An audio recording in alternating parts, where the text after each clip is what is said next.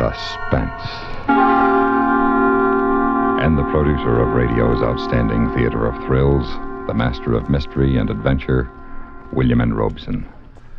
One of the greatest pleasures we find in this business of keeping you in suspense is the discovery of new talent and of unusual story twists. In what you're about to hear, we think we have combined both. The twist?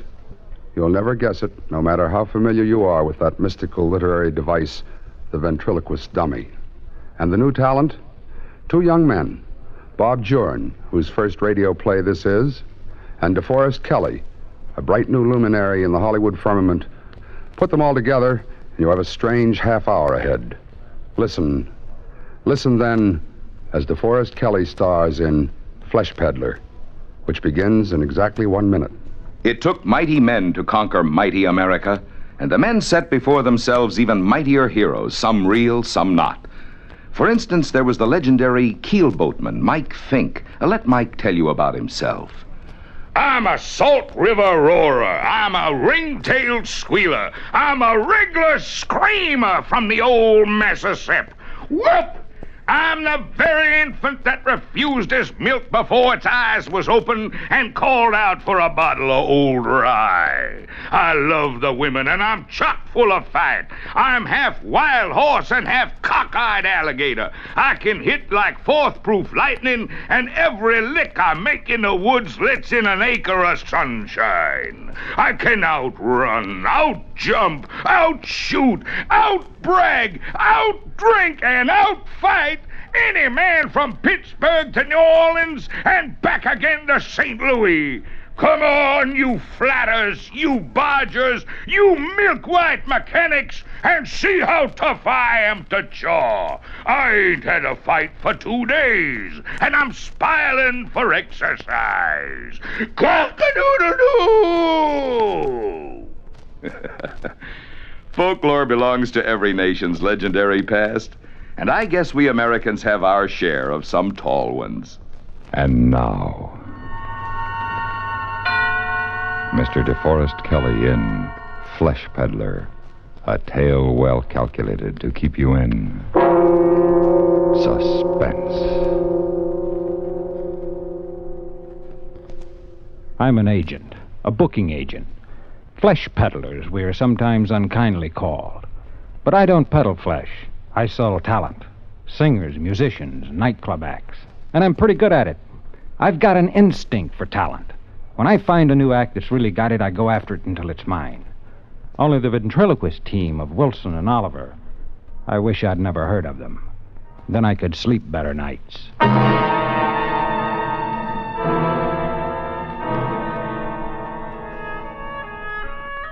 My wife and I were vacationing in the Catskills last summer, and the night before we were due back in New York, a carnival pulled into town.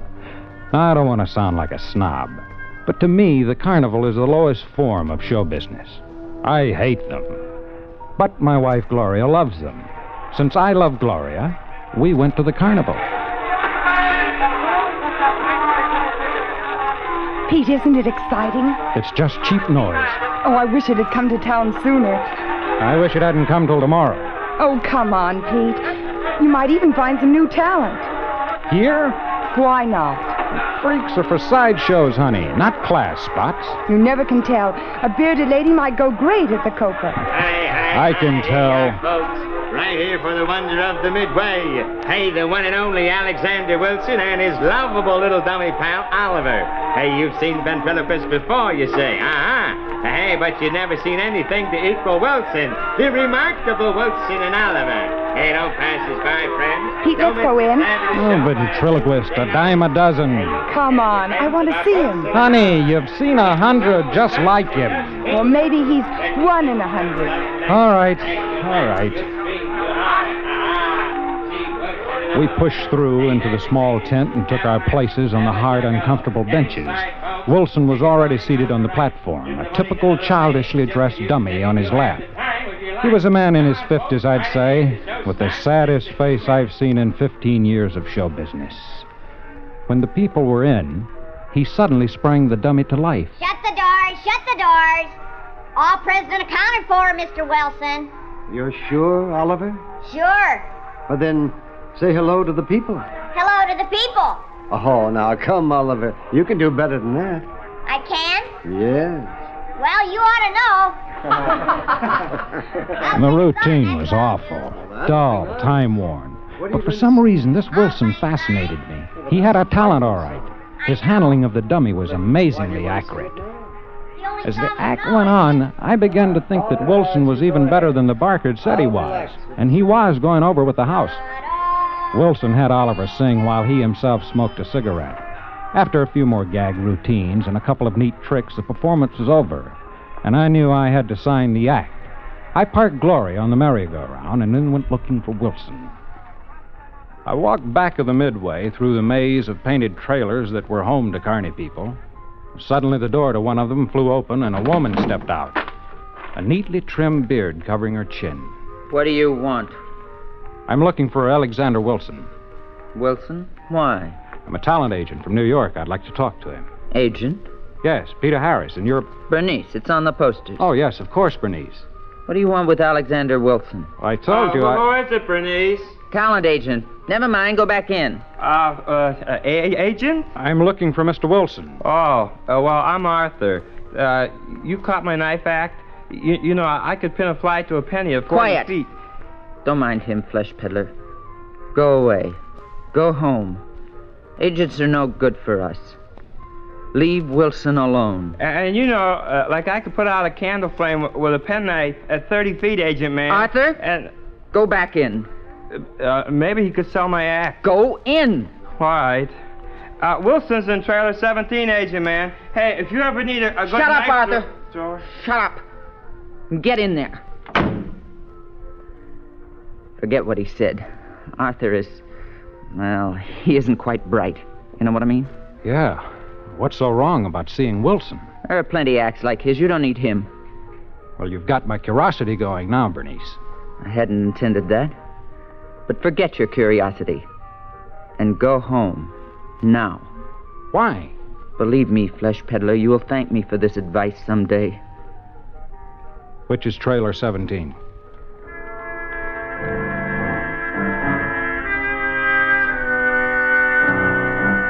I couldn't see why Bernice was so huffy. It was none of her business anyway.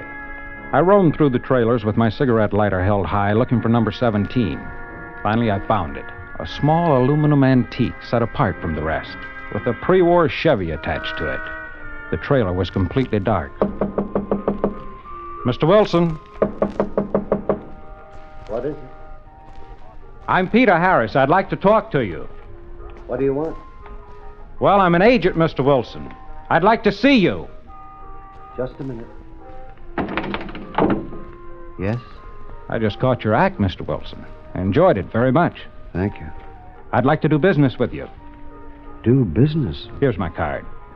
My office places acts on all 4 networks and all the principal nightclubs. I'm afraid it's out of the question. I never play nightclubs. But... yes, I never play nightclubs, Mr. Harris. Well, could I come in for a moment, explain my setup? Maybe when you... No, forgive me for appearing short, but I'm not interested in any offer you have to make. To begin with, I can get you $200 a week. Oh, excuse me. $250? No, I'm very tired, if you'll pardon me. Okay, Mr. Wilson. But will you tell me why you want to stay with a 2-bit freak show when you could make a small fortune working with me? No. No, I'm afraid I can't tell you. Good night. I suppose I should have forgotten all about it, but I'm not used to the brush off. Like I say, when I see an act I want, I go after it until I get it. And then there was something about Wilson's reluctance that wasn't somehow on the level. As I walked back toward the bright lights and the noise of the Midway, a figure stepped from behind one of the darkened trailers. So you saw him? Oh, Bernice. Yes, I saw him. And are you satisfied? Not at all. Just more curious. Exactly. Only fools push their noses into other people's business, flesh peddler. Harris is the name. And only fools get themselves and other people into trouble. Trouble? All I wanted was to offer him a nice fat job, $250 a week, and he slammed the door in my face. Alexander Wilson cannot leave this carnival. Why? You don't know, Mr. Harris, and you're not going to know. Know what? Stop asking foolish questions. Your curiosity can do a great deal of harm.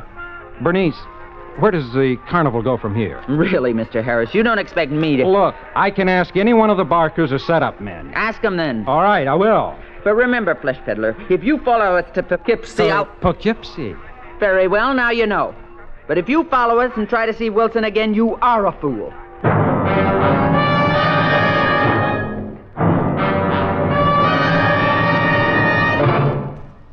In just a moment, we continue with Suspense. One of the more colorful lumberjacks of the Midwest was a lad named Whiskey Jack, sort of fellow who could single-handed lick an entire logging crew or swim one of the Great Lakes with one hand tied behind his back.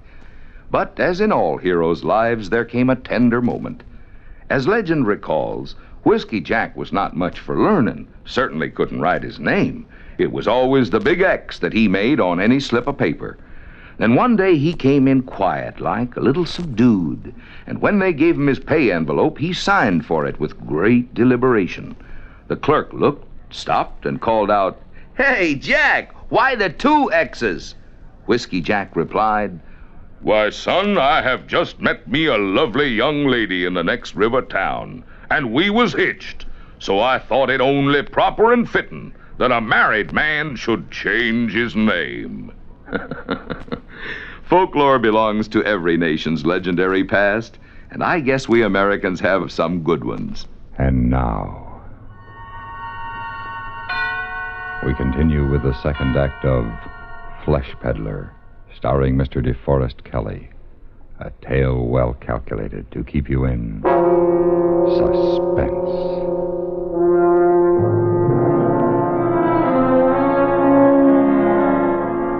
Gloria and I drove back to Manhattan the next morning. And 2 days later, I hopped a Poughkeepsie local out of Grand Central. The more I thought about Wilson, the more of a challenge he became. I wanted him for my list, but more than that, I wanted to find out what was behind Bernice's strange attitude. Now I wish I'd forgotten about the whole thing. In Poughkeepsie, I checked into a hotel, took a cab to the carnival grounds at the edge of town. It was late afternoon as I pulled up in front of the gaudy tents and booths, waiting for the evening crowds. I made my way through the cluttered midway, looking for Wilson's aluminum trailer and hoping I wouldn't run into Bernice. Yo, agent man. Hey, agent man. Hello. Hello. Remember me, Arthur the knife thrower? I can pin a fly to a penny. Yes, I remember you. And you've come for me? What's that? You come all this way to get me for your agency? Well, no, I'm afraid not. Oh. Well, that's all right. I mean, like I've been giving it a lot of thought, and I don't think I could go with you anyway. I see. So I couldn't leave Bernice in the carnival. My sister says carny folk should stay with carny folk. Your sister? Bernice. Oh. Arthur, why is Bernice so close-mouthed about Mr. Wilson? She acts as though she's afraid of him. Well, us carny folks stick together, see? Like, we don't like other people sticking their noses into our business. Bernice said that? Yes. Arthur, where's Mr. Wilson's trailer? I don't know. Oh, come now, Arthur. Bernice says, I know. Bernice says too much. I don't know anything, agent man. Well, I have to go practice my knife throwing now. I gotta practice every day, you know. Well, it was clear Bernice had given Arthur his instructions, and no thanks to him, I finally found Wilson's trailer set off from the rest. Mr. Wilson? Mr. Wilson! The door to the trailer was unlocked, and it swung open at my knock. Wilson obviously wasn't there, but I didn't think he'd mind if I went in and waited. The inside of the trailer was dim and musty. I left the door open to let in what little sunlight the day had left and sat in the lone chair in front of the makeup table. I was just about to reach for a cigarette when I had the feeling that I wasn't alone. I turned slowly in the chair, and the back of my neck began to crawl. There on a shabby army cot was Wilson's dummy, propped up against the wall. The steady, unchanging expression of its face with the staring eyes and painted smile grinned back at me. It was weird and uncomfortable to be so close to this lifeless thing. unmoving, wooden, that seemed so real and alive on the platform in the tent. I tried to ignore it, but I couldn't. I looked away, but I could still feel it there, grinning at me in the early evening dimness. When I could stand it no longer, I got up and walked out of the trailer and bumped right into Bernice. What did I tell you, flesh peddler? Bernice, What were you doing in there? Waiting for Wilson. What did I tell you? Now look, Bernice, I don't like you or anyone else telling me what I can or can't do. I want to see Wilson again. I'm waiting here. Come with me, please. I must talk to you privately in my trailer.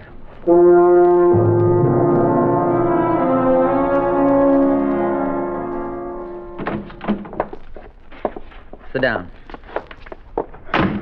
Well, what's on your mind, Bernice? I didn't really think you'd follow us. I told you I'm not easily discouraged. Mr. Harris, I must warn you again to leave now without seeing Wilson. I don't think you understand me.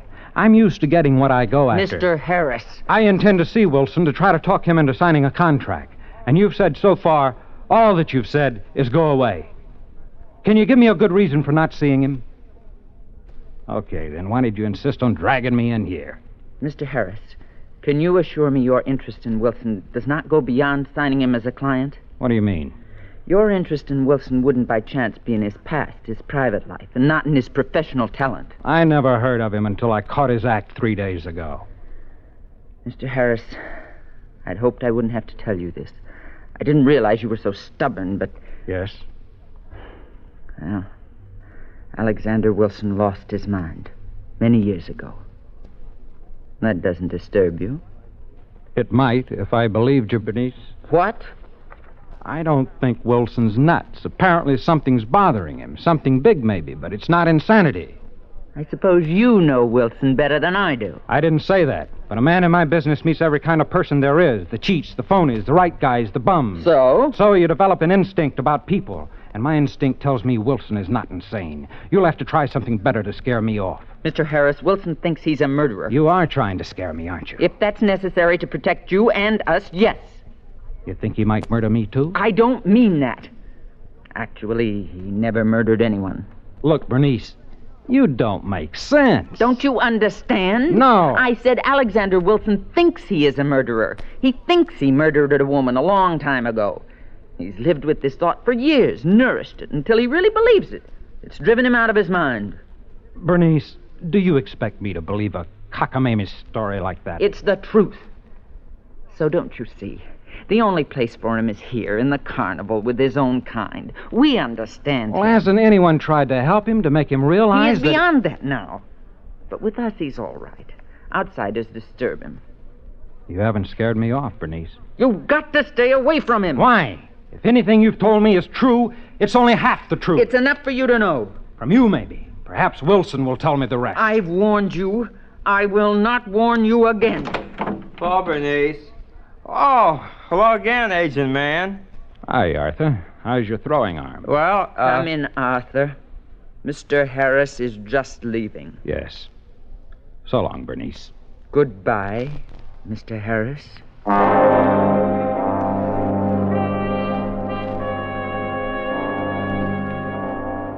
When the trailer door closed behind me, I guessed Bernice would start talking her fury out on Arthur. So I moved around to the small window in the back of the trailer to see if I could learn anything more. I don't care. I don't even want you to say hello to him. Nothing. Understand? But just saying hello don't hurt, does it, Bernice? I don't want you to open your mouth in front of that man, even to yawn.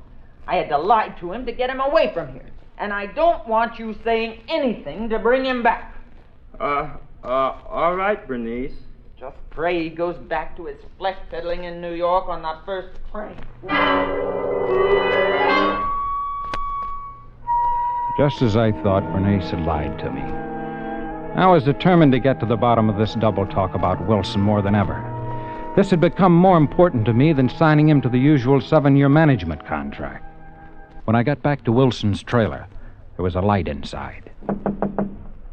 Who's there? It's Peter Harris again. Who? Peter Harris. I spoke to you a few days ago and... What do you want? I want to talk to you, Mr. Wilson.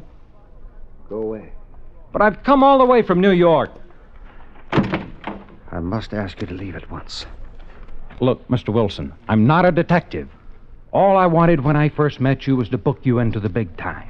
But now there's something more.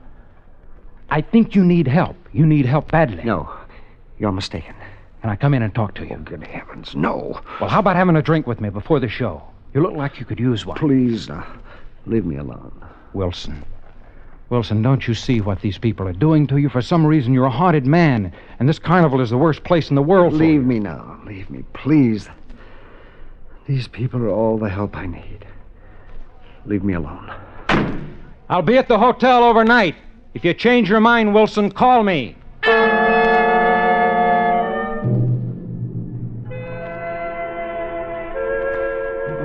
No, I was mad.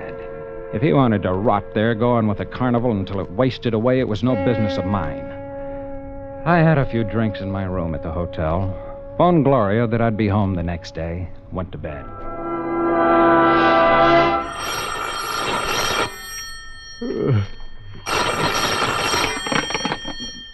Yes? Mr. Harris? Wilson. Can you meet me right away? Right away? What time is it? Well, I don't know. It's after midnight. It's 1:30. Well, Please. I must talk to you. Can you meet me? Sure. Okay, where are you calling from? An all-night drugstore. Well, where is it? Wait, no. Not here. Meet me at my trailer. Okay. And please, hurry.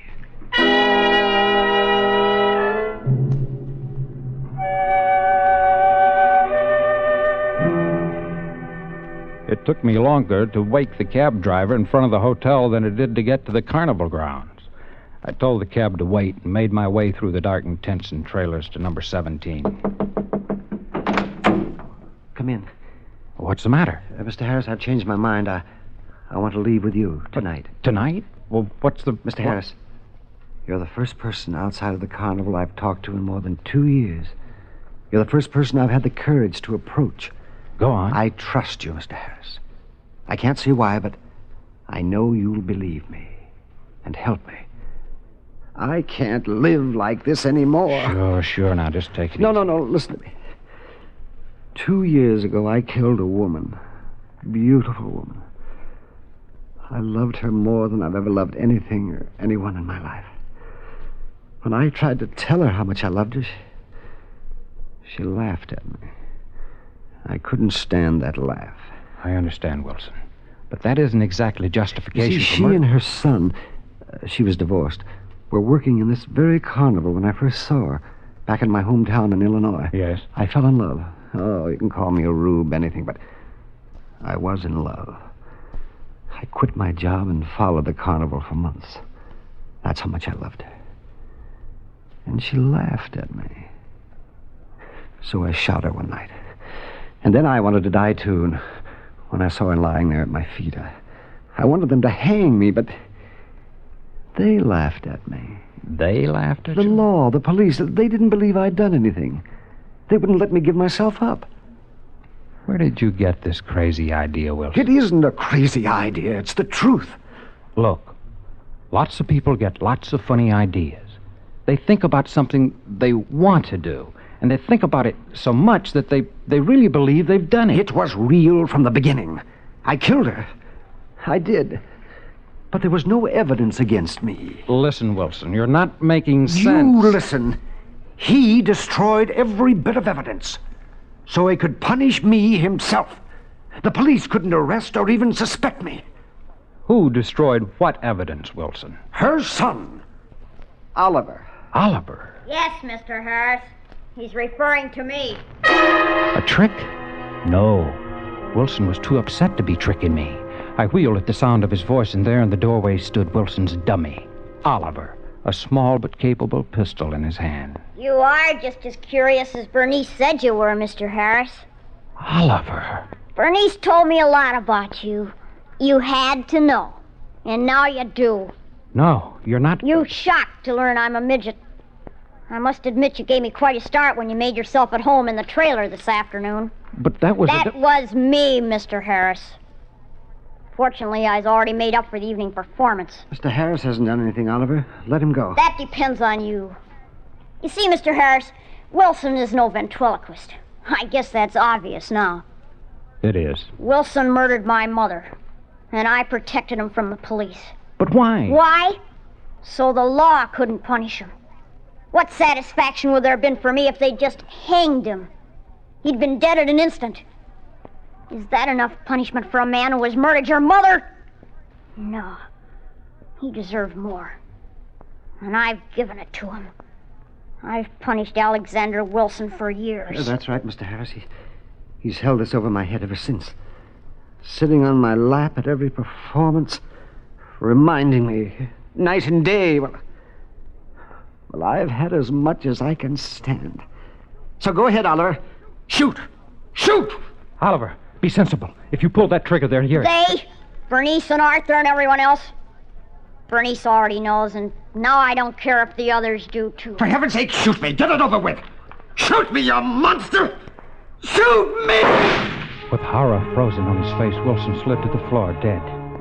Then Oliver turned on me, the pupils of his eyes tiny with madness and his frail little body trembling. I'm afraid this is one act you can't book, Mr. Harris. Oliver. You wanted to know everything. Oliver, now wait. I'm really sorry for your sake. He asked me to let you go, but under the circumstances. No. I'm sorry, Mr. Harris. It flashed by my head and landed quivering in Oliver's chest, a long, gleaming knife blade. And there was Arthur in the doorway of the trailer with Bernice, his face like stone, watching Oliver crumple the little distance to the floor. Slowly, the faces of the others appeared in the doorway, silent. The terror I was holding back was a physical pain. I walked to the door and stood looking down at the little body lying awkwardly like a dummy now. A lifeless thing, unmoving, staring, even with the traces of a painted smile grinning up at me. This couldn't have gone on any longer, I suppose. The police will come now, and at last there'll be an end to it. Go home, Flesh Peddler, and forget all about us. I went home, but I haven't forgotten, and I'm afraid I never will.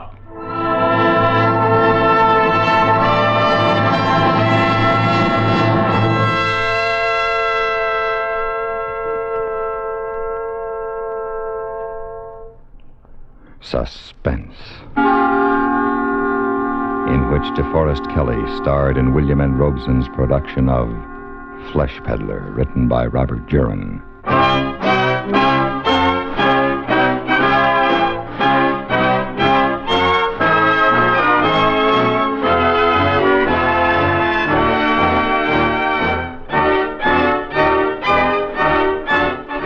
Suspense has been brought to you through the worldwide facilities of the United States Armed Forces Radio and Television Service.